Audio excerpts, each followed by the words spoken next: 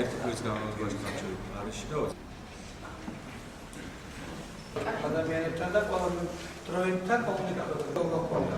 იგი პარალელურად პროექტი არის შეიძლება არ არის ცუდად.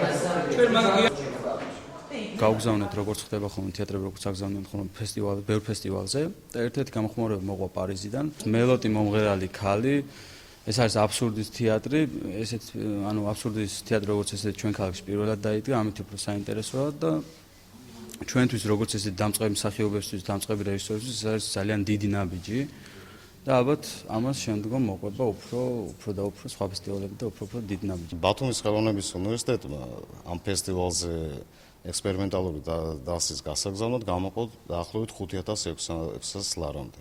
ეს ძალიან მნიშვნელოვანია ჩვენთვის, იმიტომ პირველ რიგში უნივერსიტეტის პოპულარიზაციას უწყობს ხელს, ასევე ძალიან მნიშვნელოვანია თანამშრომლობა სხვა სტუდენტურ დასებთან, რომელიც ფაქტ დაახლოებით 20 ქვეყანამდე მიიღებს მონაწილეობა.